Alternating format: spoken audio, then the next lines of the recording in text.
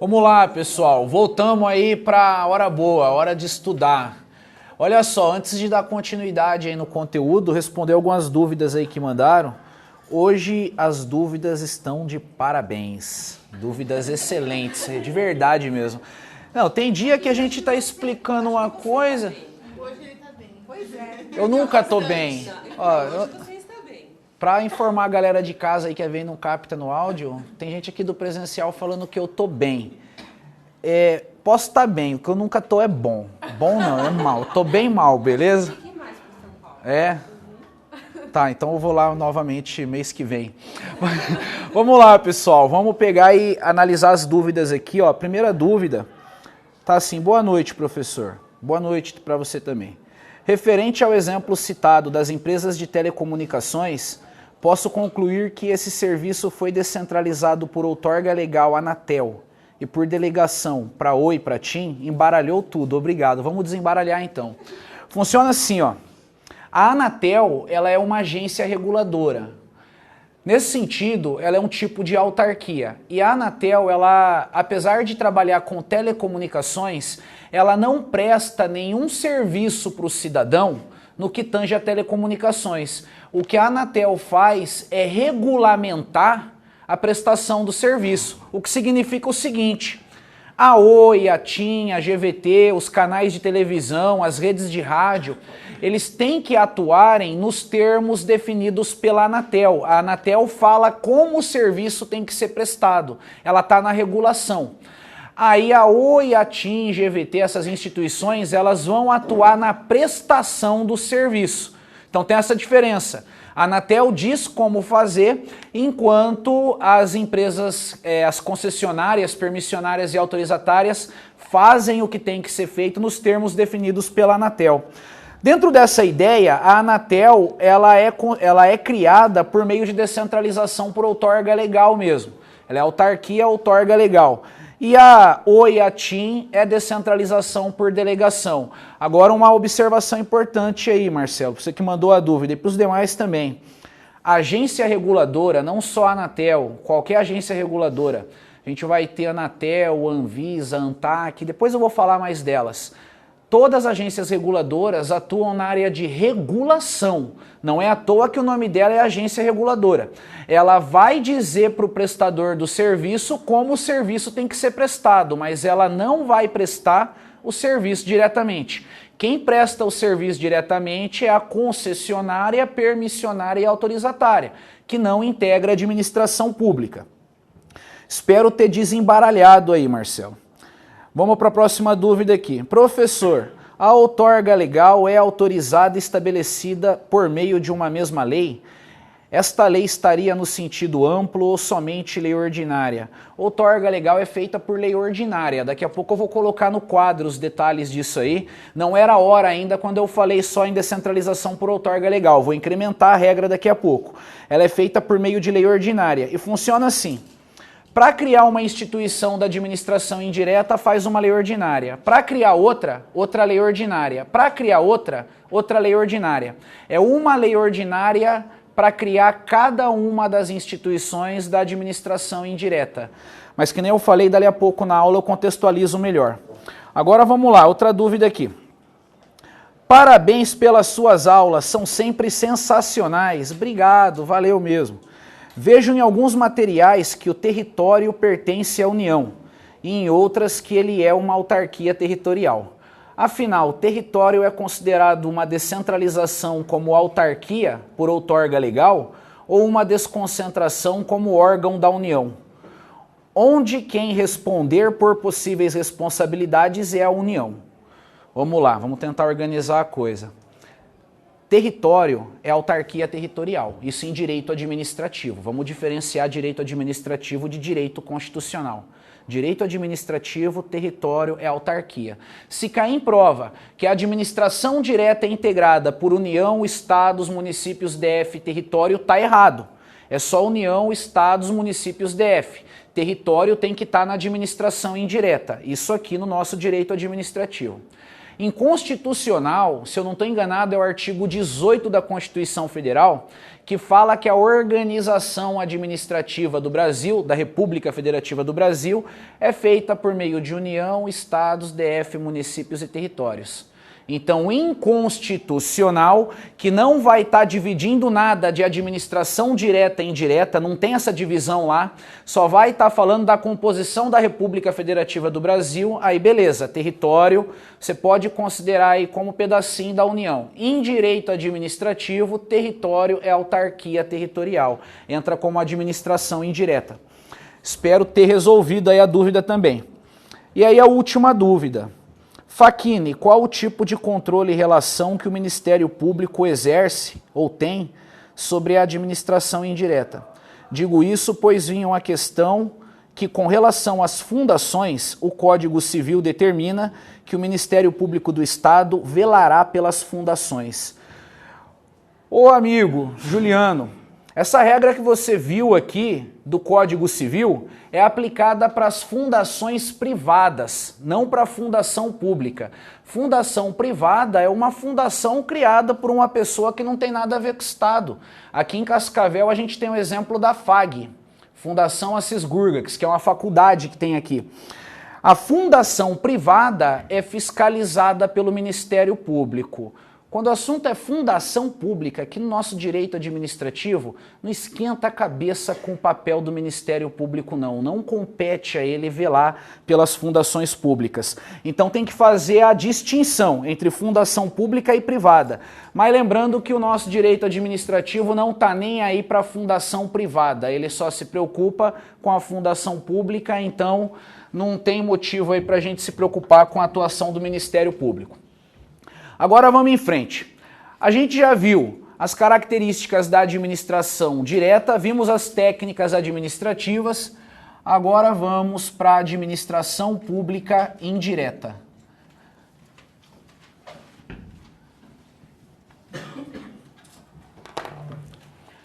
A administração pública indireta é formada pelas chamadas entidades administrativas. Aí só para a gente lembrar, quando a gente estudou a administração direta, eu falei que para ela servem o termo entidade política, entidade estatal, entidade federada. Para a administração indireta, eu não tenho entidade política, nem federal, nem estatal. Aqui eu tenho entidade administrativa. Inclusive, para melhorar o entendimento de vocês aí de médio a longo prazo a respeito disso, eu vou tentar fazer um negócio a partir de agora, pelo menos na aula de hoje. Eu vou me policiar para isso, porque em alguns momentos eu não vou conseguir, mas eu vou tentar. A partir de agora eu vou evitar de falar administração direta e indireta. Eu vou falar entidade política, federal, estatal, quando eu quiser falar de administração direta, e vou falar entidade administrativa, quando eu quiser falar de administração indireta. Se você não se ligar nisso, não vai entender o que eu estou falando. Aí eu falo, a entidade administrativa, você pensa que é administração direta. Não. Entidade administrativa só que para indireta. Entidade política para direta. Então o que a gente vai fazer agora é o seguinte... A dinâmica de atenção, presta bastante atenção aí se eu estou falando administrativo ou político, porque isso vai ser fundamental para entender bem a aula. Beleza, está definido aí que elas são as entidades administrativas, agora vamos aí para a composição da administração indireta. A composição dela, a gente já viu já que, para memorizar, tem a palavrinha fase, né? E aí vamos repetir isso aí. F de fundação pública, não é fundação privada. A de autarquia. S de sociedade de economia mista. E o E de empresa pública. Agora um detalhezinho. Sociedade de economia mista e empresa pública, elas podem ser nominadas como empresas estatais. Então, a gente conclui o seguinte, o termo empresa estatal faz referência tanto à sociedade e economia mista quanto à empresa pública. Então é certo eu dizer que a administração indireta é formada por fundação pública, autarquia, sociedade, economia mista e empresa pública, como também é certo eu dizer que ela é formada por fundação pública, autarquia e empresas estatais, que já está incluindo a ideia de empresa pública e sociedade de economia mista.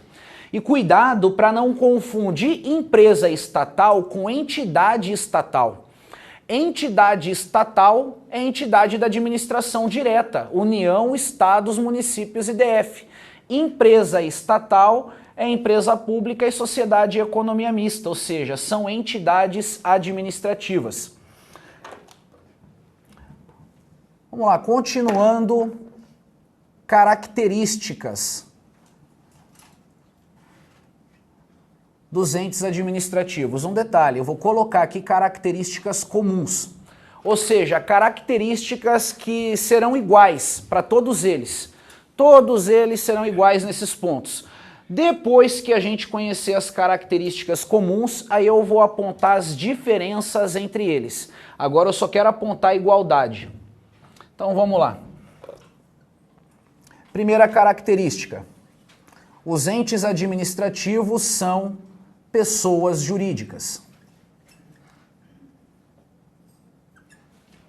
Então aqui, básico, são pessoas jurídicas, não são pessoas físicas. Simples assim. Pessoa é titular de direitos e obrigações, certo? Ou errado? Certo. Patrimônio é direito?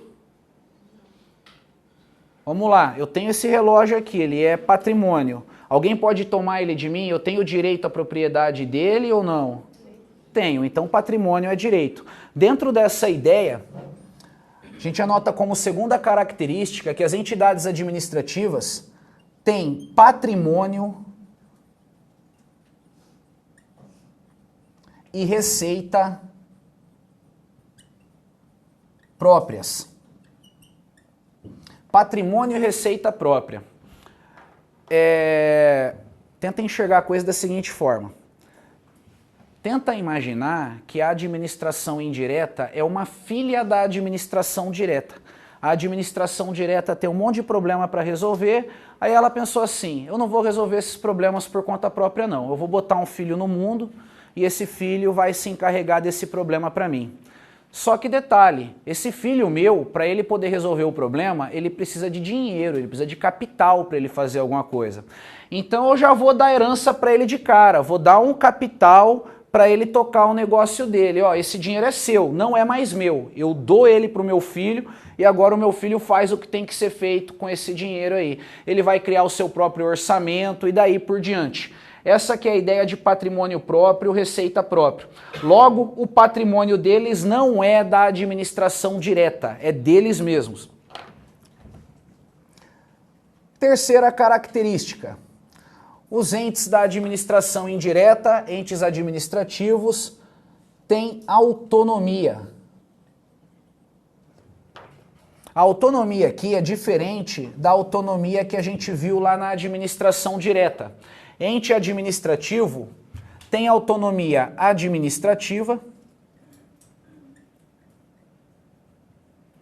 Autonomia administrativa significa o seguinte: cada ente administrativo representa uma instituição independente. Eles têm lá algum agente público que tem o papel de comandante dessa instituição, por exemplo, uma autarquia.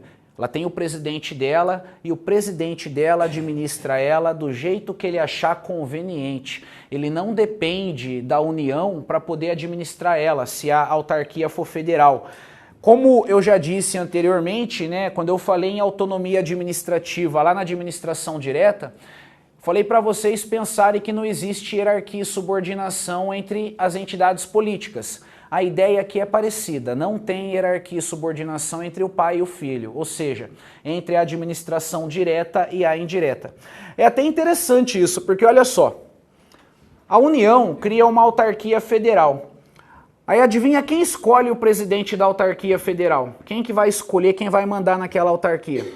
É a presidência da República. A presidência da República indica o Zé e o Zé vira presidente da autarquia. A partir do momento que o Zé assume a presidência da autarquia, é ele que manda nela. A presidência da República não pode mandar no Zé, falar para o Zé o que ele tem que fazer. Ele faz o que ele quer fazer. Agora, um detalhe, se a presidência não concordar com a forma que o Zé está administrando, pode mandar ele embora. Pode mandar ele embora e colocar outro no lugar. Mas o outro que entrar no lugar também tem independência para tocar o trabalho dele. Então, autonomia administrativa. Tem também autonomia financeira ou orçamentária.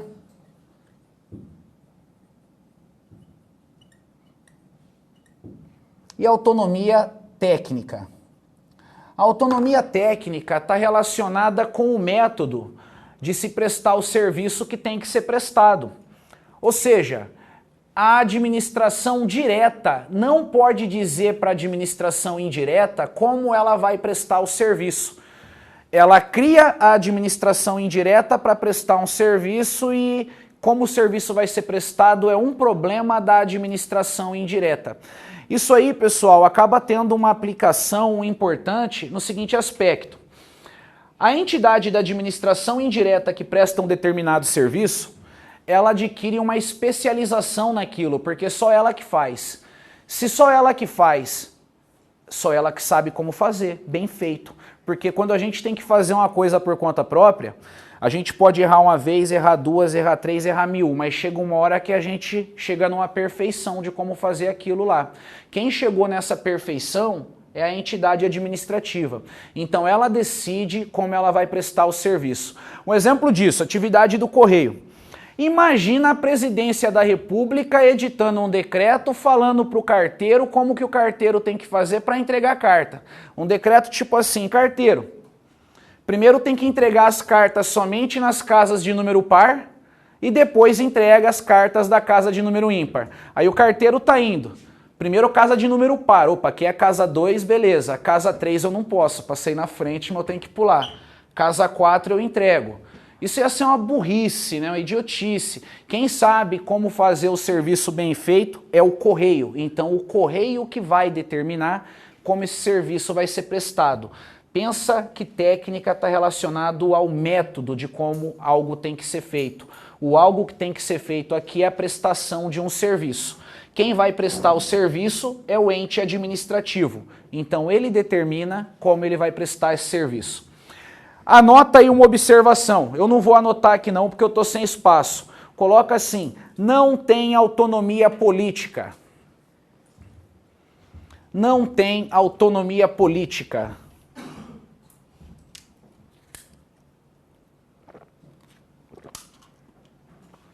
O que é autonomia política mesmo? Capacidade de criar lei. Então, o ente administrativo não faz lei. Quem faz lei é só União, Estado, municípios e DF. Professor, Pois não? ele não faz lei, mas ele faz aí as normativas. O estatuto é criado para... Isso, é a ideia... Não faz lei. Não faz lei. A colega perguntou aqui, né? Os entes administrativos não fazem lei, mas eles fazem... Qual foi a palavra que você usou? Antes de estatuto. Normativa. Faz a normativa. Ou seja, faz uma normatização interna, né? De como tem que ser prestado aquele serviço. Tá certo isso. A normatização ela não é lei porque não vai envolver parlamento, não vai ter Câmara, não vai ter Senado, nem Assembleia Legislativa. É uma comissão dentro da instituição aqui da administração indireta que vai determinar como a coisa tem que acontecer. Então a gente não tem uma lei, mas vai ter uma normatização feita por meio de um ato administrativo. Tá certo isso aí. Continuando. Finalidade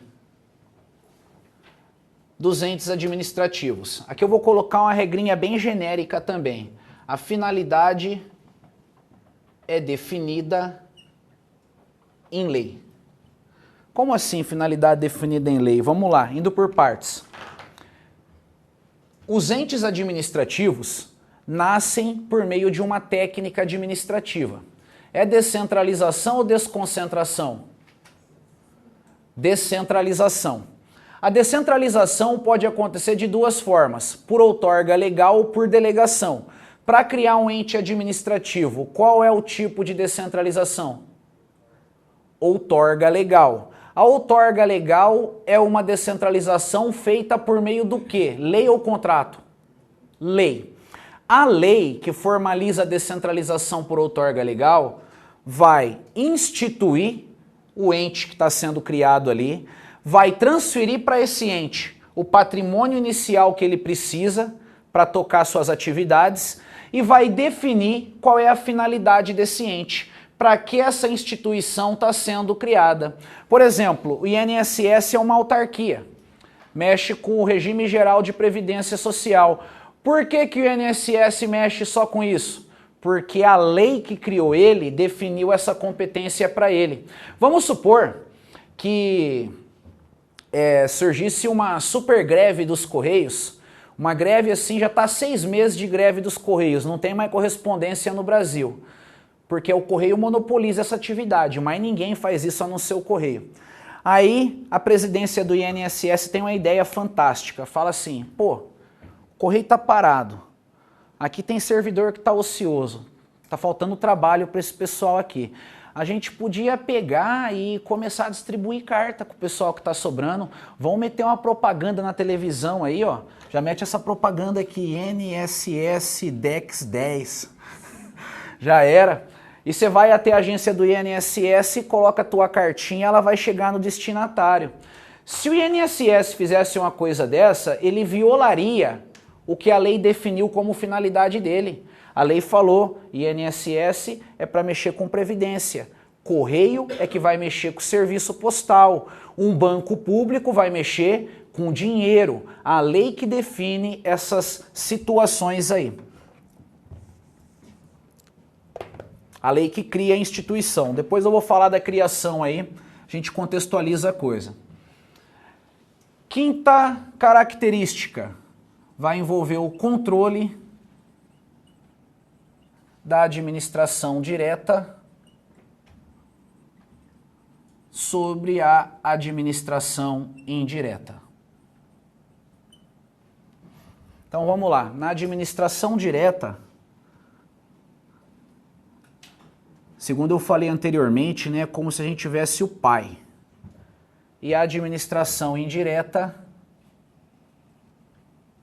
é o filho.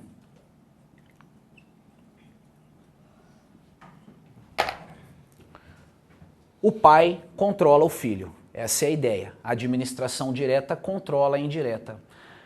Como que acontece esse controle? É isso que interessa para nós. Dentro dessa ideia de que a administração direta controla a indireta, é comum cair em prova se a administração direta é ou não superior e hierárquica à administração indireta, se existe uma hierarquia entre elas. Responde de forma simplificada.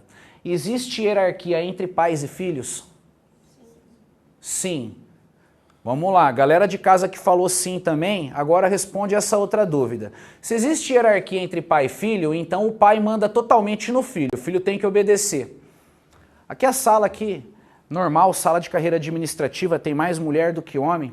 Imagina que teu pai escolheu o teu marido. Teu pai, ele pegou e falou, esse cara aqui, você vai casar com ele e dane-se o que você pensa. Você olha para ele e você não gosta não, a coisa é embaçada. Mas beleza, teu pai mandou, você vai casar com o cara que teu pai mandou? Ela falou que não vai casar. Mas espera aí, o filho não é subordinado ao pai? Então você tem que casar com o cara que teu pai mandou. Você não vai casar? Não. Conclusão. Filho não é subordinado a pai, nada não, pessoal. Isso aí tá errado, essa ideia. Vocês estão pensando em criancinha, né? O pai adulto e a criancinha pequena. Não, pensa no filho adulto, no pai adulto. O filho muitas vezes ganha mais do que o pai. O filho, depois que ele tá adulto, tem a renda dele, ele faz o que ele quiser da vida dele. Essa é a verdade. Ele não precisa obedecer à vontade do pai. Eu sei muito bem disso. Minha mãe tenta me controlar até hoje. Estou com 35 anos de idade, a velha tá lá, buzinando na minha cabeça, tentando me controlar. Eu falo para ela, tá bom, mãe, tá bom. Faz tudo o contrário do que ela falou. Eu tenho um princípio de vida, assim, quando a família dá um conselho, inverte ele. É o certo a fazer, né? Zoeira, pessoal, pelo amor de Deus, né? Não vai acreditar nisso aí, não. Bom, dentro dessa ideia aqui, se não tem hierarquia e subordinação entre a administração direta e indireta, ou seja, entre o pai e o filho, tem o quê? Tem vínculo, tem vinculação. Isso é fato. Eu posso não obedecer minha mãe, mas eu estou vinculado a ela para o resto da vida. Estou vinculado. E melhor, não é pro resto da vida e pro resto da morte. Se a gente entrar para os livros de história, eu e minha mãe, daqui 1000 anos vai estar escrito lá, Robson Facchini, filho da Sônia Facchini. Isso ninguém nunca vai mudar. Agora, falar que eu sou subordinado a ela porque eu sou filho dela, não. Que a gente está mexendo com uma ideia mais madura, né? Na relação entre pais e filhos. Esquece a ideia de filho pequeno e pai adulto. Porque eu mesmo tenho uma filha pequena, ela é subordinada a mim. Ela vai ser subordinada a mim até ela fazer uns 13 anos de idade, eu acredito, 12 anos de idade. Aí um dia ela vai pegar, vai encontrar aí um garotinho, vai se encantar por ele, eu vou ficar sabendo da coisa um ano depois, vocês verem como que é a parada. Eu não vou concordar, mas já é tarde para não concordar, e ainda assim o comportamento vai se repetir várias e várias vezes. Se eu fosse superior hierárquico à minha pivetinha, ela ia para um convento, ser esposa do senhor, entendeu? Vamos lá, vocês vão anotar aí no caderno de vocês, assim ó, deixa um espaço de umas 5 linhas aí, um espaço de 5 linhas e anota assim. Não existe hierarquia e subordinação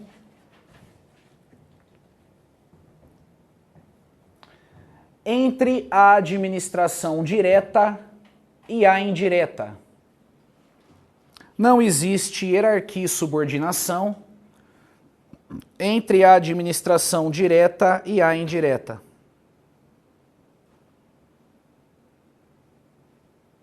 Fechou. Agora, vamos voltar aí para a parte que falta a gente preencher, né? Deixamos 5 linhas em branco aí, vamos preencher elas. Pessoal, se cair em prova que o controle que a administração direta exerce sobre a indireta é um controle hierárquico, óbvio que está errado. A resposta certa é que esse controle é um controle por vinculação. Essa palavra aparece em prova, controle por vinculação. Esse controle por vinculação tem nome. Ele é chamado de controle finalístico. Por que controle finalístico? Não foi a administração direta que criou a indireta? Foi. Ela não fez isso por meio de uma lei? Fez. Essa lei não definiu a finalidade da administração indireta? Definiu. Então a administração indireta tem que agir de acordo com a finalidade definida em lei. E a administração direta vai estar controlando isso, para ver se a indireta está obedecendo aquilo que foi determinado na lei. Se por acaso a entidade da administração indireta fugir do cumprimento da lei, aí a administração direta puxa a orelha dela. Aí o pai fala, ó, fi, você não está fazendo a coisa que foi combinada para fazer.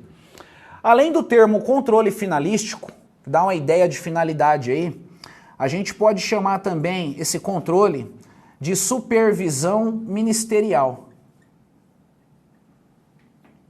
Por que supervisão ministerial? Se a gente pegar a União, Poder Executivo Federal, na União tem os ministérios que integram a União. Cada ministério para cuidar de uma área. E quem faz o controle da entidade da administração indireta é um ministério, ele que vai fazer o controle finalístico. O ministério que faz o controle finalístico é o ministério que atua na mesma área que a instituição da administração indireta atua. Por exemplo, INSS mexe com Previdência. Tem um ministério que chama Ministério da Previdência. Então quem faz o controle finalístico do INSS? Ministério da Previdência. Ministério da Fazenda, famoso esse, toda hora está na televisão. Mexe com o que o Ministério da Fazenda? Uma palavra.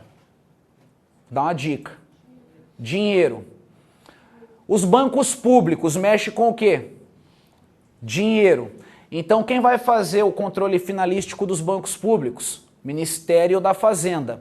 Como o controle é feito por um ministério, vem a expressão supervisão ministerial. E aí o último nome para esse controle é poder de tutela. Por que poder de tutela? Pensa assim, ó, se a administração direta é o pai, então a gente pode dizer que ela está no papel de tutor. E a administração indireta, que é o filho, está no papel de tutelado. Então aqui a gente teria um controle feito pelo pai sobre os atos do filho, um controle feito pelo tutor sobre os atos do tutelado. Daí a ideia poder de tutela. Bom, pessoal, esses nomes aí é só decorar eles aí, detalhezinho. Isso aqui cai pouco em prova. O que cai muito em prova a respeito dessa regra é o seguinte: não existe hierarquia e subordinação entre a administração direta e a indireta. Essa despenca de cair em prova. Vai cair lá. O presidente de uma autarquia é subordinado ao presidente da República. Errado. Uma empresa pública é subordinada à União. Errado. Ninguém é subordinado a ninguém aqui. Quero fazer uma observaçãozinha aqui também. Olha só. A gente tem a expressão poder de tutela e eu não quero que haja confusão com uma outra expressão famosa do direito administrativo, que é autotutela. Autotutela é uma coisa, poder de tutela é outra coisa. O controle da administração na indireta envolve poder de tutela e não autotutela. Poder de tutela é assim: tem que ter duas pessoas, duas instituições, uma instituição controla a outra. Então aqui, colocar o número 2. Duas instituições. O termo autotutela dá a ideia de autonomia, o que significa o seguinte: a própria instituição controlando o que ela faz. Então aqui a gente vai ter só uma instituição. A instituição faz e analisa o que ela fez para ver se aquilo foi bom. Tenta pensar que a autotutela é parecida com a nossa capacidade de reflexão. Tipo assim, comigo não acontece, porque eu sou uma pessoa ruim, aqui a galera sabe, eu não tenho arrependimento muito das coisas, não. Não tem quase nenhum arrependimento. Só aquele cara que deita na cama para dormir, eu já vou dormir quando eu tô morrendo mesmo. Eu não durmo, eu morro. Depois eu ressuscito no outro dia. É uma maravilha. Só roncação, já era. Coisa firmeza. Agora, tem pessoa que é mais sensível, né? Que na hora que deita para dormir, aí fica lá, eu discuti com fulano hoje. Ai, que chato que foi, pô, mas fulano me provocou, a gente tá de mal, mas a gente podia ficar de bem, né? Eu acho que eu fiz merda, vou pedir desculpa amanhã. Aí fica lá arrependido, no outro dia vai e pede desculpa. Isso aí é a própria pessoa refletindo a respeito do erro dela, né? Não teve uma provocação externa. Essa que é a ideia de autotutela. Mais na frente, se eu não estou enganado, acho que até na próxima aula já, a gente vai estudar princípios da administração pública. Aí eu vou aprofundar nesse negócio de autotutela aí. Vamos ver. Será que estão me chamando a atenção aqui? Acho que não. Começou com boa noite. Olá, boa noite. Me chamo Adaci Brits. Prazer, eu, Robson Facchini. A administração indireta pode criar órgãos, mas órgãos são criados por lei. Então ela pode criar lei? Não, não é assim. A administração indireta, ela não pode fazer lei. Então, quem cria os órgãos que compõem uma entidade da administração indireta é o ente político que a entidade da administração indireta está vinculado. Por exemplo, o INSS, que é uma autarquia federal, para ser criado um órgão novo do INSS, vai ter que a União fazer uma lei criando esse órgão na estrutura do INSS. Não é o próprio INSS que faz a lei. Ele pode pedir a lei. Ele tem o poder de pedir. Ó, a gente precisa crescer, tá difícil trabalhar do jeito que tá, tem que expandir as nossas atividades. Aí ele pede a lei e se a presidência da República concordar, ela provoca o legislativo para estar fazendo essa lei. Não é a própria entidade da administração indireta que cria o órgão, não. É melhor pensar assim, ó. Na parte que eu falei de desconcentração, eu falei que desconcentração é criação de órgão. E aí coloquei, né, administração direta e indireta. Eu não quis dizer que a administração indireta cria o órgão. Eu quis dizer que o órgão pode ser criado na estrutura da administração indireta, sempre por meio de lei, e a lei só pode ser feita pelo ente da administração direta.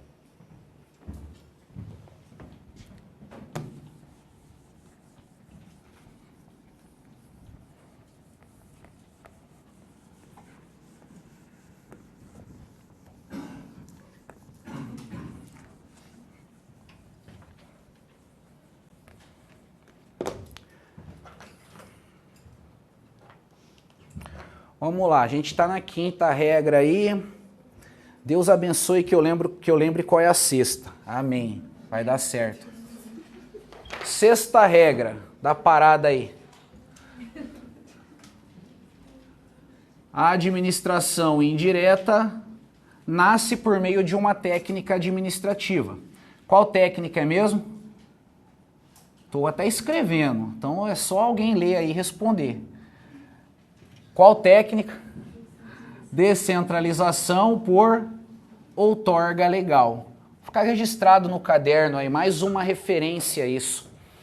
Então, os entes administrativos nascem por meio da descentralização por outorga legal. Sétima característica. Criação dos entes administrativos.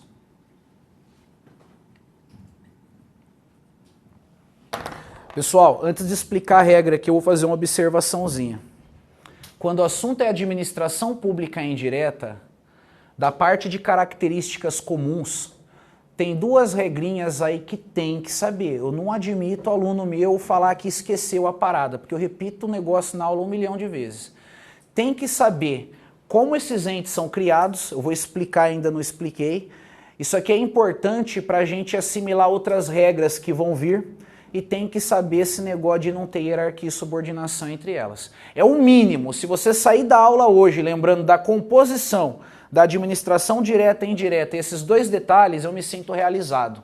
Porque eu sou consciente que vendo uma aula, a gente não consegue assimilar tudo depois que vai para casa. A gente consegue até entender a explicação, mas ter aquela memória fixa depois de um tempo não é possível, né? A gente acaba esquecendo coisa. Então lembra da prioridade. Isso aqui é prioridade, a regra do número 5 ali é prioridade também. A criação dos entes administrativos, vamos repetir aqui, vai ser por meio da descentralização, por outorga legal, isso aqui nunca mais ninguém vai errar. A descentralização por outorga legal é uma descentralização feita por meio de lei. Essa lei, classificação dessa lei, é uma lei ordinária. Lei complementar não cria ente administrativo. Aí teve um colega aqui que mandou a dúvida, né? Diego mandou aqui, a outorga legal é autorizada e estabelecida por meio de mesma lei? Esta lei estaria no sentido amplo ou somente lei ordinária? Matou aí, né, Diego? Não é lei em sentido amplo, tem que ser lei ordinária. Essa lei ordinária é a lei que vai instituir o ente, definir a finalidade e transferir o patrimônio para ele. Como essa lei define o que o ente vai fazer, qual é a atividade que ele vai atuar, a gente costuma chamar essa situação de princípio da especialidade.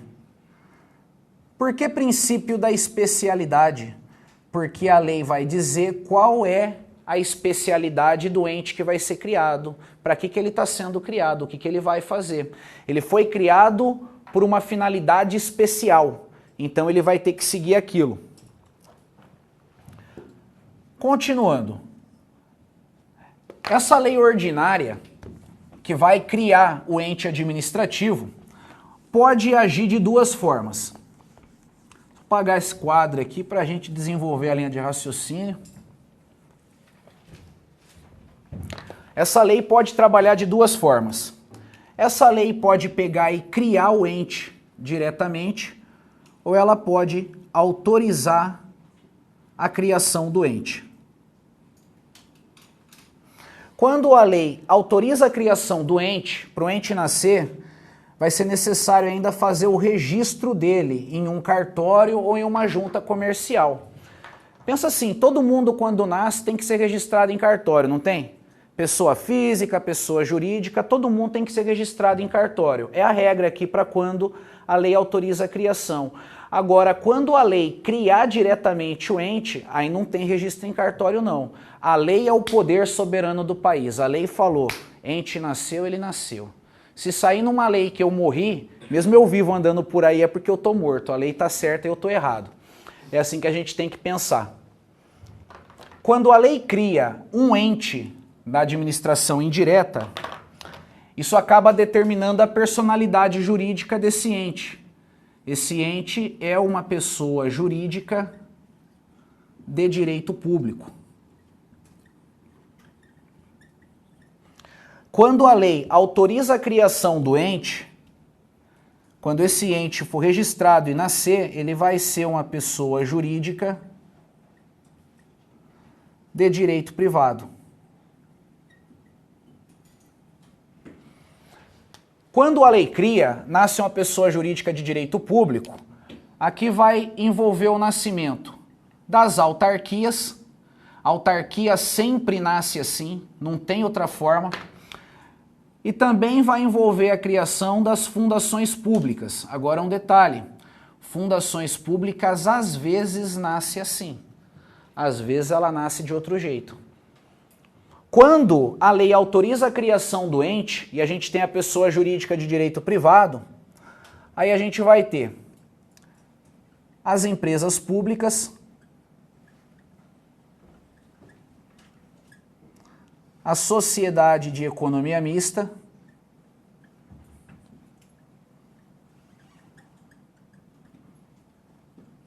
e as fundações públicas.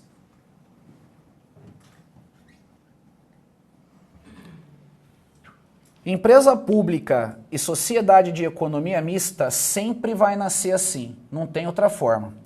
Fundação pública, às vezes, nasce assim. Deu para entender, né? Fundação pública que é o problema da história. Tem situação que a lei cria ela e aí ela tem personalidade jurídica de direito público. Tem situação que a lei autoriza a criação dela e aí ela tem personalidade jurídica de direito privado. Empresa pública e sociedade de economia mista é sempre do mesmo jeito que nasce. Autarquia é sempre do mesmo jeito que nasce. Isso aí não vai mudar. Pessoal, por que eu falei que essa regra é muito importante? Porque essa regra, ela está relacionada com a determinação da personalidade jurídica do ente que está sendo criado. O ente que a lei cria é pessoa jurídica de direito público. Por que ele é pessoa jurídica de direito público? Porque a lei criou ele. O ente que é pessoa jurídica de direito privado está nessa situação porque a lei autorizou a criação dele. Aí você vai encontrar, quem se dedicar ao estudo, for resolver bastante exercício, vai encontrar a questão falando assim.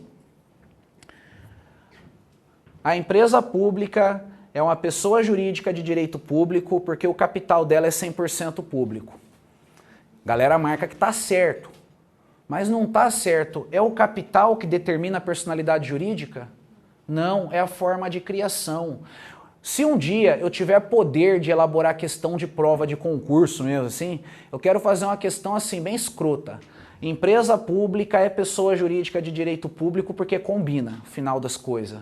Um tem público no final, outro tem público também, dá uma combinação bacana. O nego vai marcar que tá certo, e detalhe, mais de 90% de quem fizer a prova vai marcar que tá certo, porque mais de 90% de quem faz concurso não estuda de fato não, é estudo na ficção. Como que é o estudo na ficção? É aquele assim, fui lá, me inscrevi para o concurso, aí falo, estou estudando, tá no Facebook, tá estudando, tá na balada, tá estudando, tá na academia. Pô, não, quando chega na hora de estudar de fato mesmo, a gente tenta se afastar das outras atividades, pessoal. Eu tiro por mim isso aí, eu gosto de academia. Agora pega eu na época de estudo aí, um exemplo, acho que é 1 ano e meio atrás, que eu tava no ritmo forte de estudo, eu tava 10 quilos maior. Não era de forte não, eu tava maior pros lados aqui, só sentado comendo, pô, e lendo as coisas. o que vai acontecer? Não dá para fazer mágica, né? Mas é necessário essa abdicação de coisas que a gente gosta em prol de uma conquista maior. Isso é fato. Esse negócio que nem academia, a pessoa que gosta, ela não precisa parar pro resto da vida, é para até passar, depois que passou, volta, né? Para as coisas que gostam aí. Então, pessoal, se liga na forma de criação da instituição, lembrando que isso vai determinar a personalidade jurídica, mas nada determina a personalidade jurídica. Então não vamos cair em pegadinha aí abordando esse assunto. Com essa regra aqui, a gente finalizou as características comuns da administração indireta. Agora a gente vai analisar as características especiais, as diferenças entre elas. Eu posso apagar o quadro? A galera da sala me permite? Então, beleza. Acredito que a galera de casa também deve ter conseguido aí dentro do tempo copiar o esquema. Agora eu preciso do quadro todo limpo para montar um tabelão.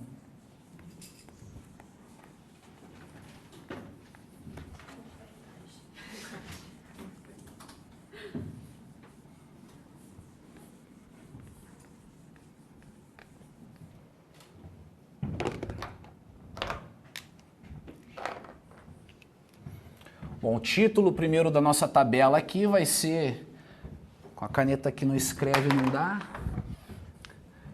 vai ser características especiais dos entes administrativos.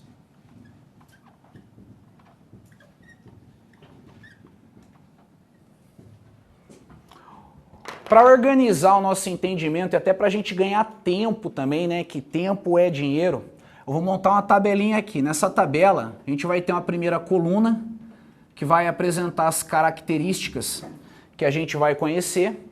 E aí, na sequência, a gente vai ter o nome das instituições. Então, segunda coluna é para autarquia, terceira coluna para fundação pública, quarta coluna empresa pública, quinta coluna, sociedade de economia mista. As características aí que interessam para nós. Criação, a gente acabou de ver isso. Personalidade jurídica, se é de direito público ou privado, a gente acabou de ver também. Finalidade. Antes um pouco de chegar aqui, a gente anotou que a finalidade dessas instituições é definida em lei. Agora a gente vai ver o detalhe disso, né? Que tipo de atribuições a lei pode definir como finalidade dessas instituições. A gente vai ter também o regime jurídico, vai ter o regime de pessoal, competência para julgamento,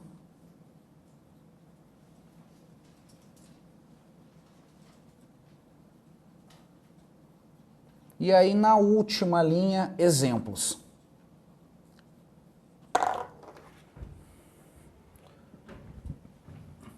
Agora, né, aquele toque artístico, fazendo a modelação da coisa aqui.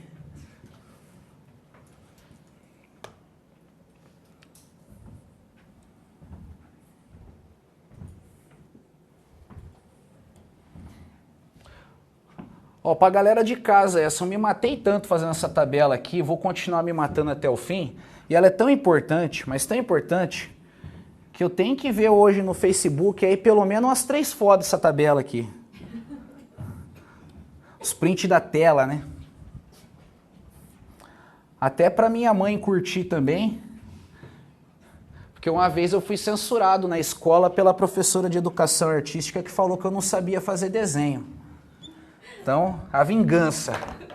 Aí, professor, eu sei fazer um quadrado bonito. Essa tabela foi a mais bonita que eu fiz até hoje. Vamos lá, pessoal. Vamos preencher ela agora. Autarquia. Lei cria ou lei autoriza a criação? Lei cria. Já que a lei cria a autarquia, ela é pessoa jurídica de direito público ou privado? Direito público.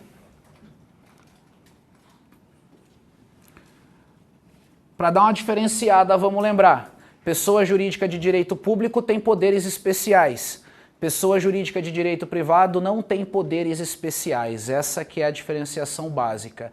Pessoa jurídica de direito privado vai ser igual qualquer empresa privada aí em termos de atuação. Ela não tem nenhuma prerrogativa especial. Finalidade da autarquia. Ela pode prestar um serviço público diretamente, ou então ela pode exercer alguma atividade típica do Estado.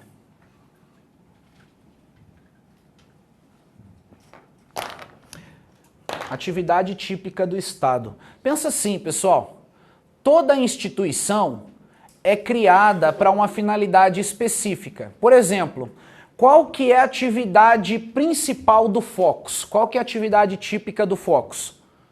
Essa é fácil. Preparar para concurso.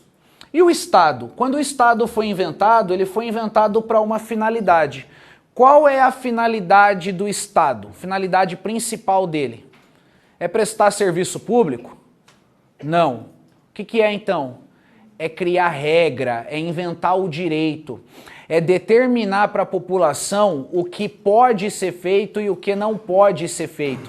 Quando a gente fala que uma autarquia exerce atividade típica do Estado, isso significa que a autarquia pode atuar na atividade de regulação das empresas privadas. É o que acontece no caso da Anatel, que o colega mandou na dúvida lá. A Anatel é um tipo de autarquia e ela trabalha fazendo a regulamentação das empresas privadas que atuam na área de telecomunicações. Apesar de ter uma regulamentação, lembrando, a autarquia não faz lei, então quando ela faz essa regulamentação não é por meio de lei, é que nem a colega falou, por meio de normativos. Regime jurídico da autarquia. A gente viu o regime jurídico lá no estudo da administração direta, e eu falei lá, toda pessoa jurídica de direito público se submete a regime jurídico do quê? Coragem. Coragem, tem duas opções, 50% de chance de acertar, público ou privado? Coragem, pessoal, a gente vai ficar empacado aqui agora. Público, aê, eu queria ouvir isso. Pessoa jurídica de direito público. O regime de pessoal da autarquia é igual ao da administração direta, regime jurídico único. Aí entra também estatuto, o regime jurídico legal, vai dar no mesmo. Competência para julgamento. Vamos colocar assim, se a autarquia é federal, quem julga ela é a Justiça Federal. Se a autarquia pertence a outras esferas, por exemplo, ela é estadual, municipal, do DF, quem julga ela é a Justiça Estadual. Obviamente, né, mais especificamente no caso do DF, o certo seria a Justiça do DF, para a autarquia do DF. Olha, para mim aqui tem pouco espaço para colocar exemplo. Se for o caso de vocês aí também, faz assim, ó, coloca um asterisco aqui e puxa para o final para colocar os exemplos, que eu vou colocar um monte de exemplo, um monte. Então vamos começar. Primeiro, INSS. Vou ir colocando junto aqui, INSS.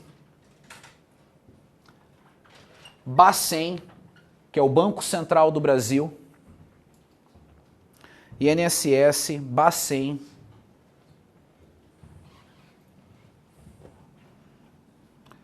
Agências reguladoras.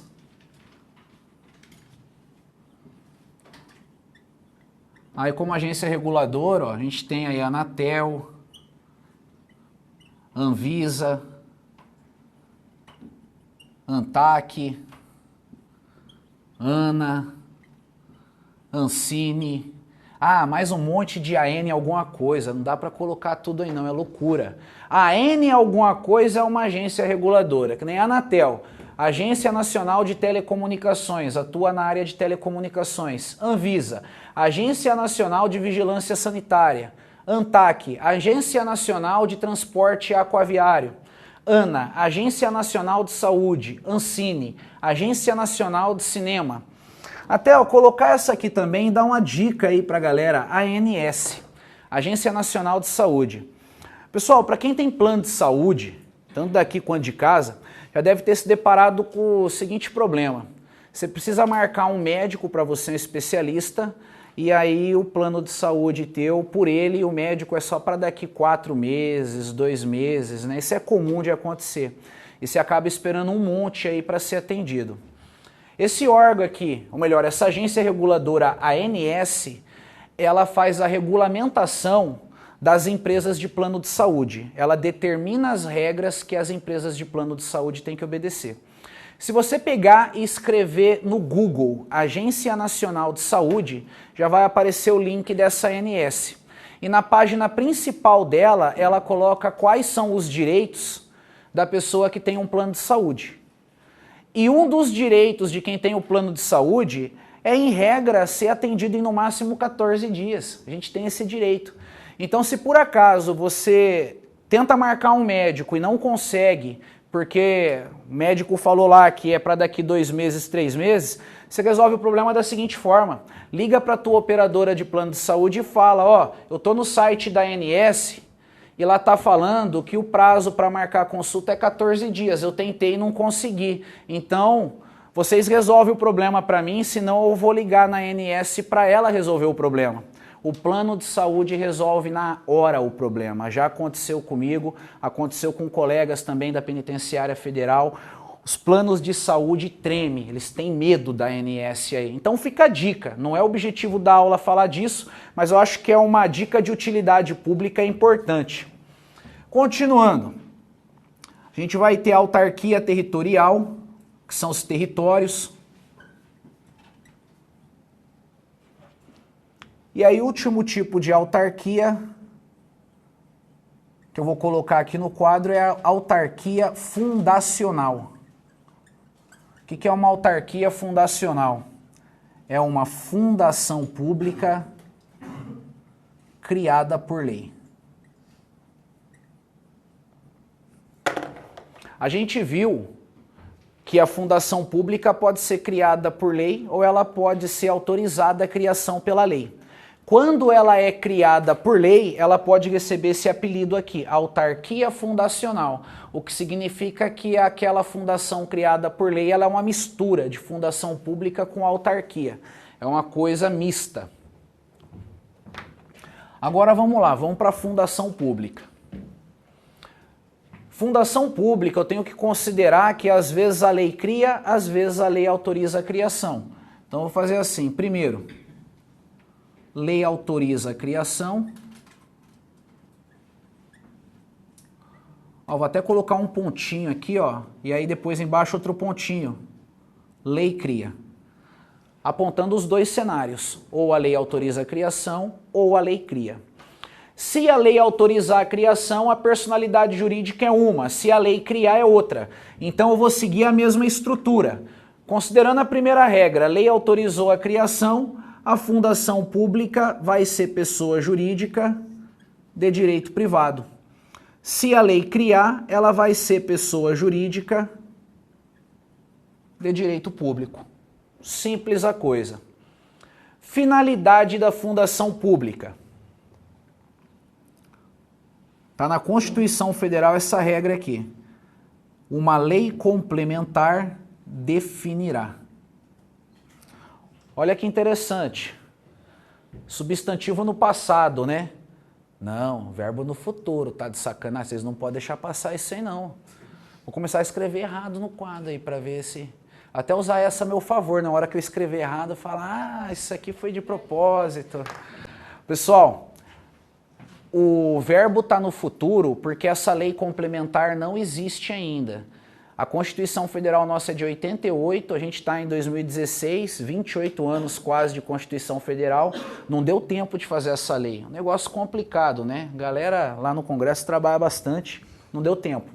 O detalhe aqui é o seguinte, quando sair essa lei, vai ser uma lei só para definir a finalidade de todas as fundações públicas. Não é uma lei para cada fundação pública, é uma lei para criar cada fundação pública. Para criar uma, para criar outra é outra e assim vai indo. Agora, para definir a finalidade, vai ser uma lei complementar só para todas elas.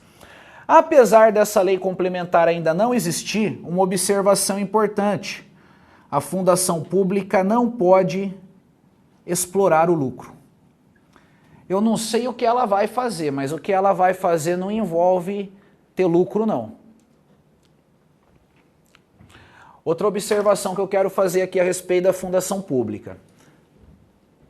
Independente da fundação ser criada por lei ou a lei autorizar a criação, a lei que institui ela é o quê? Lei ordinária ou complementar?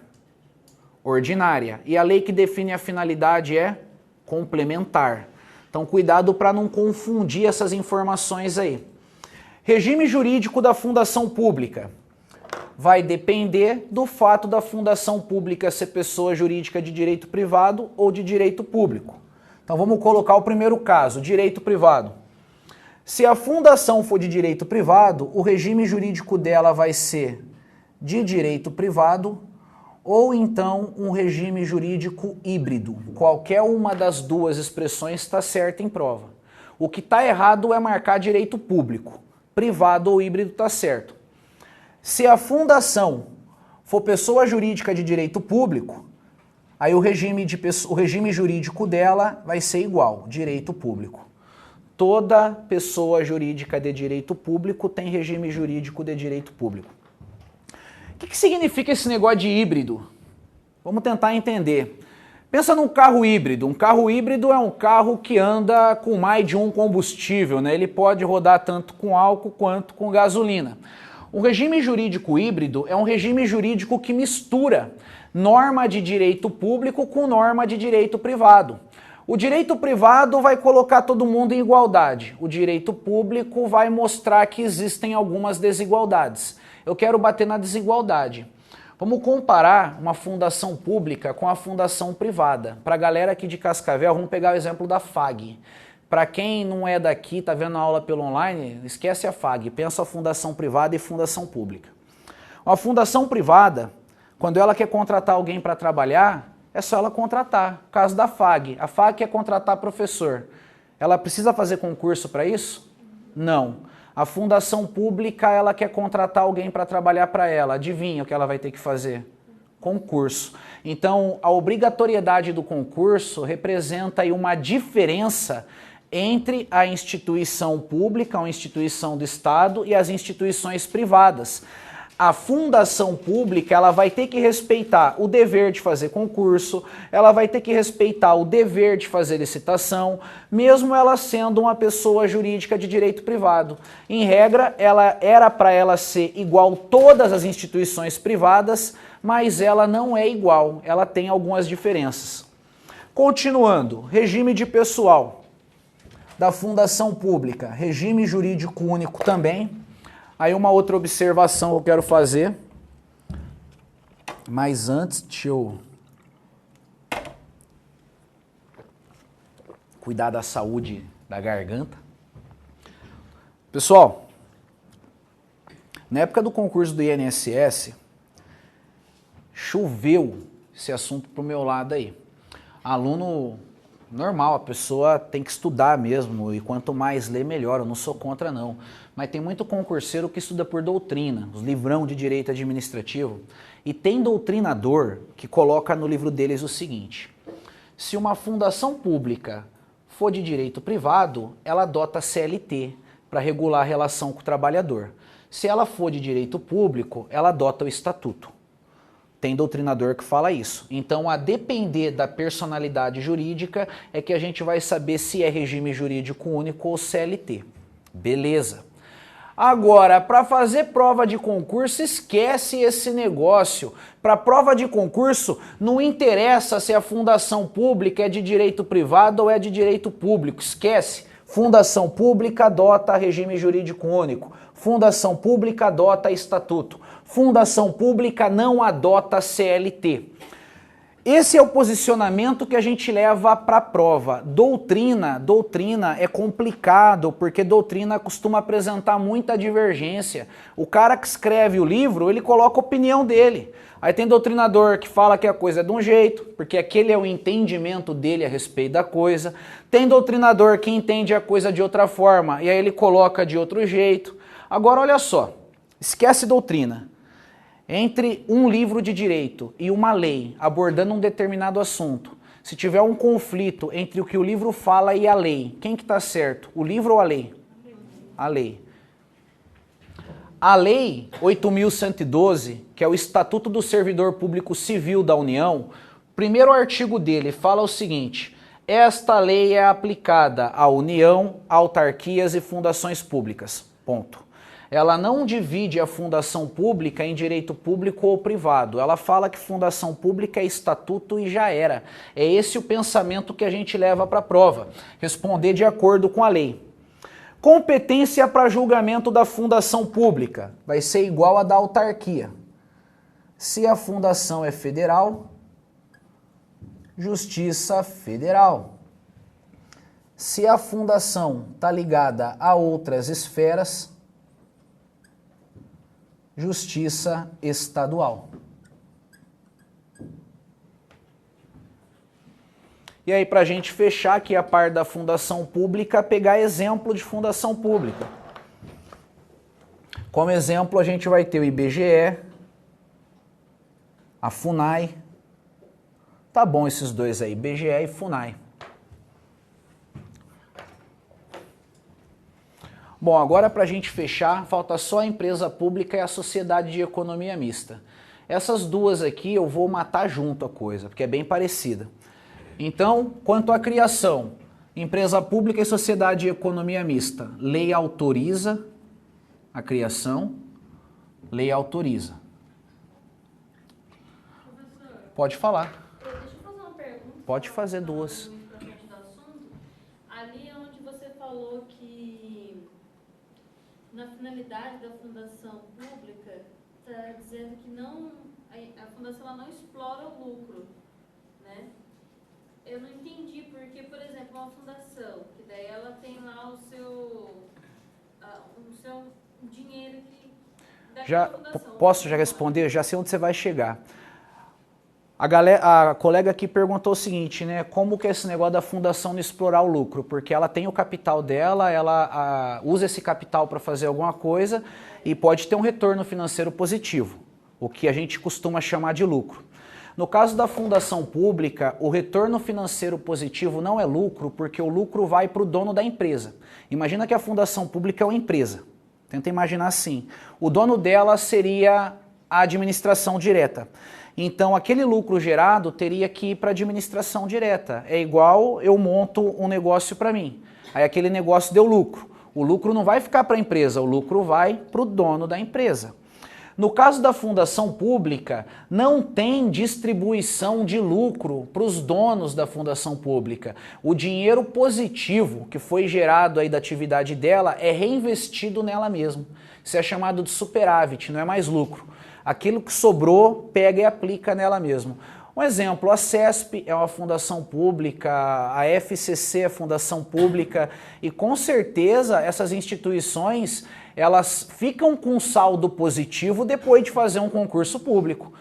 O cara vai lá, paga a inscrição dele, com base no dinheiro arrecadado a banca vai organizar o concurso. Não é possível que a banca fique no prejuízo cobrando o que cobra hoje em dia, ou então que o dinheiro bata certinho, vai sobrar dinheiro. Aquele dinheiro que sobrou fica para a fundação para ela poder estar tocando as suas atividades, para ela expandir o negócio dela. Essa aqui é a diferença da coisa. Acho que eu respondi tua dúvida. Então, beleza. Continuando aqui a preencher a tabela, personalidade jurídica da empresa pública e da sociedade de economia mista é de direito privado. Isso porque a lei autorizou a criação delas.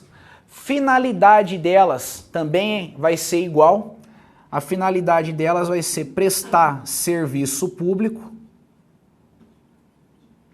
ou explorar o lucro.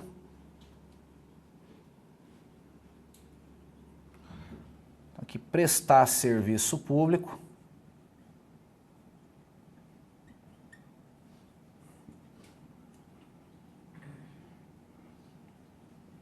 ou explorar o lucro. Então, enquanto a fundação pública não pode explorar o lucro, as empresas estatais podem. É o que acontece no caso dos bancos públicos, né? Eles trabalham explorando o lucro. O banco público, ele não presta serviço público, pô, ele empresta dinheiro a juro, né, para poder ganhar alguma coisa com esse empréstimo. Regime jurídico da empresa pública e da sociedade de economia mista. A gente pode aceitar como certo em prova regime de direito privado ou regime híbrido. Direito privado ou híbrido. Lembrando que a ideia de híbrido aí é uma mistura, né, de direito público com privado. Ó, um exemplo aqui para a gente entender legal a coisa.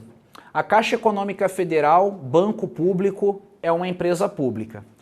Como a Caixa Econômica Federal é um banco, tá na cara que a atividade dela é explorar o lucro. Se a Caixa Econômica Federal tem lucro, ela vai ter que pagar imposto para o governo em cima do lucro que ela arrecada. Igual qualquer banco. O Itaú é um banco privado, o Bradesco, eles quando tem lucro tem que pagar imposto também. Pensa assim, a obrigatoriedade de pagar imposto é de todo mundo que tem lucro. Não interessa se faz parte ou não da administração pública, a princípio, todo mundo que tem lucro. Agora, no aspecto das contratações, a Caixa Econômica contrata a gente para trabalhar igual um Itaú da vida? Não, porque a Caixa Econômica vai ter que fazer o concurso, o Itaú não precisa. A Caixa Econômica, para fazer uma compra, tem que fazer uma licitação, o banco privado não precisa. Então é o direito público misturando com o direito privado para criar algumas obrigações aqui para essas instituições. Para a prova, só não pode marcar direito público.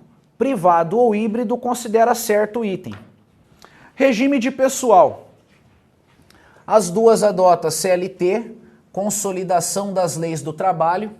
Então quem trabalha numa empresa pública ou numa sociedade de economia mista não é estatutário, é CLTista.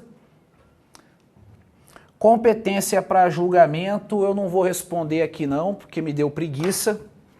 Quem dera se eu tivesse esse privilégio, né, de ter preguiça e parar. Não é assim não, mas eu posso dar uma encostada aqui. Pessoal, vamos fechar só colocando o exemplo de empresa pública e sociedade de economia mista. Depois eu falo da competência para julgamento. Confia em mim, na sequência a gente vai falar disso aí. Coloca exemplo de empresa pública aí. Caixa Econômica Federal. Colocar CEF, Caixa Econômica Federal. E Correios. Exemplo de sociedade de economia mista. Banco do Brasil. Petrobras.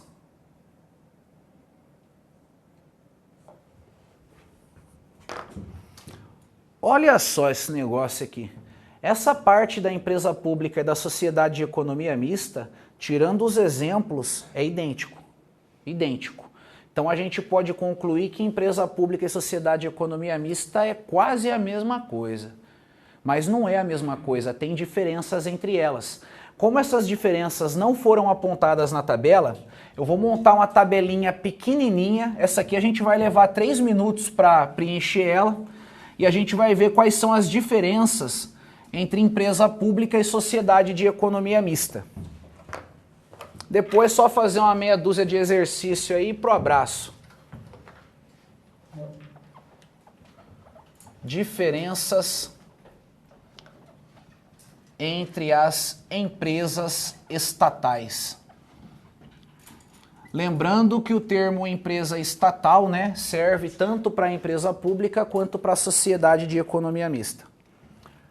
A tabelinha vai ficar assim, na primeira coluna, as características que vão diferenciar elas. Segunda coluna, as instituições, a empresa pública. E na terceira coluna, a sociedade de economia mista.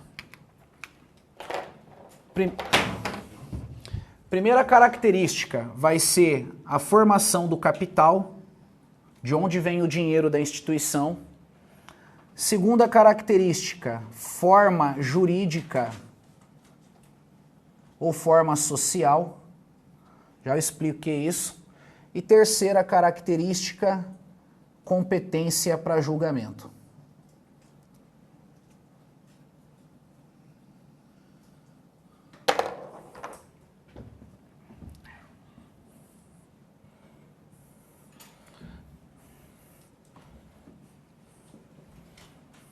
Chega essa hora, começa, galera. Imagina eu, né? Desculpa aí. Caramba, pô, que mané canseiro o quê? Vamos lá, pessoal. Só tá dando aí quase 10h30 da noite, pô. Vocês estão de bobeira. Vamos lá. Capital da empresa pública, o dinheiro dela tem que ser 100% do poder público. Isso significa que uma empresa pública não recebe capital de particular. Um particular não pode ser sócio de uma empresa pública. Aí vamos pegar aqui os exemplos, ó. Caixa Econômica Federal. Dá para nós particulares comprar ações da Caixa Econômica Federal? Não, não existe essa possibilidade.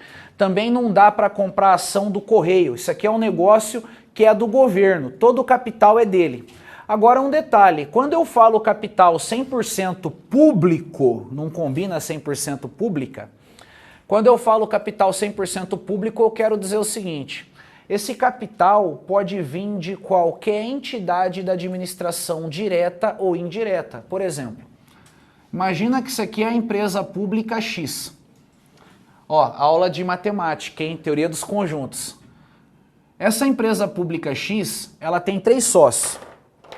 Um sócio dela é a União, outro sócio dela é a empresa pública A e outro sócio dela é a Sociedade de Economia Mista A.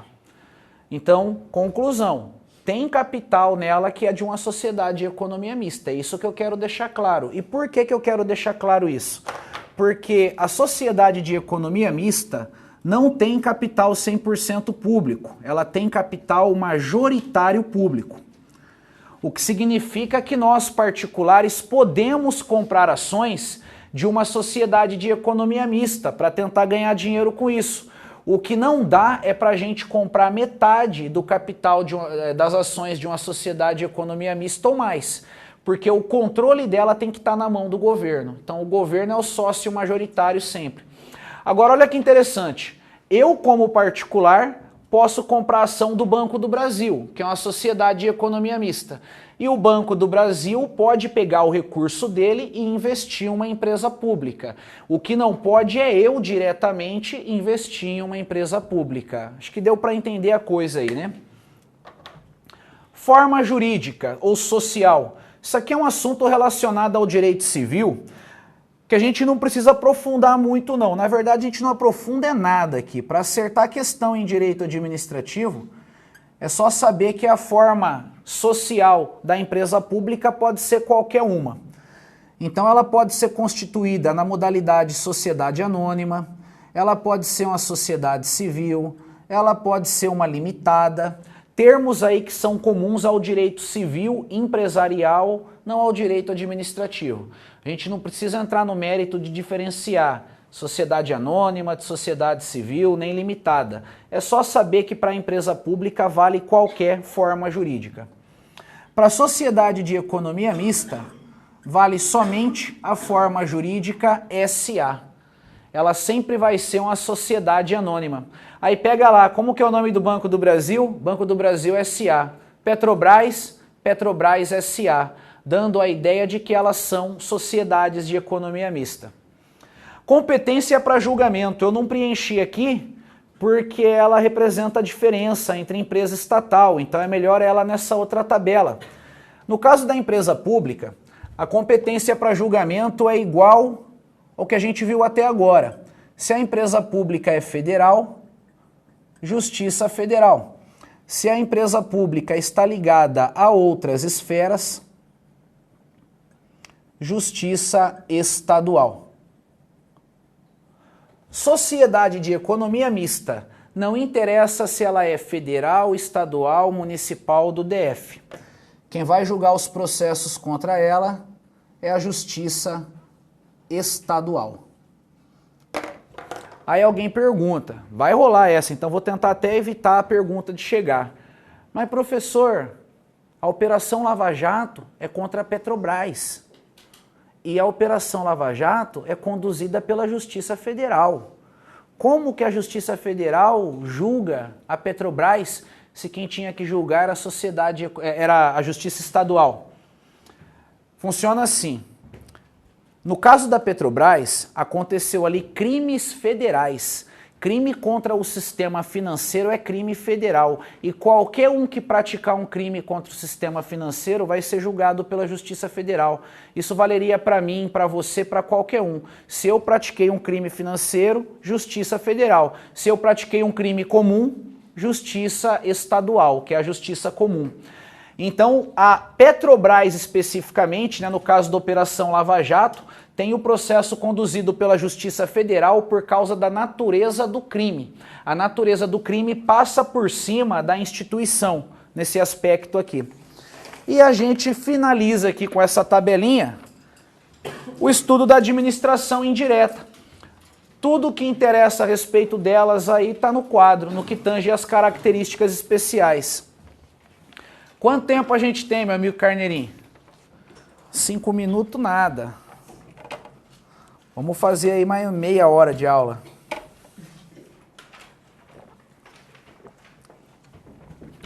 Pessoal, a gente tem uma listinha de exercício aqui da aula passada. Eu sei que a gente não respondeu tudo, mas eu não lembro onde parou não. Na 8, maravilha então, vamos seguir da 9 em diante. Vou fazer uma leitura mais pausada aqui para facilitar o acompanhamento. E ó, vou dar uma dica, quando a gente lê uma questão de prova, não lê ela colocando interrogação no final dela não, lê ela colocando ponto final. Não é um ponto final que tem? A questão ela apresenta uma afirmação, aí você julga se aquela afirmação está certa ou errada. Por exemplo, a questão 9. Os municípios, assim como os Estados-membros, não poderão ter sua administração indireta. A banca está afirmando isso, tá certo? Tá errado, porque município e Estado-membro também pode descentralizar. Se pode descentralizar, pode criar administração indireta. E olha como eu coloquei aqui no quadro o tempo todo. Se a autarquia é federal, justiça é federal. Se a autarquia pertence a outras esferas, ou seja, município, estado, DF, justiça estadual. Então a questão 9 está errada, está sobrando um não aí. Questão 10.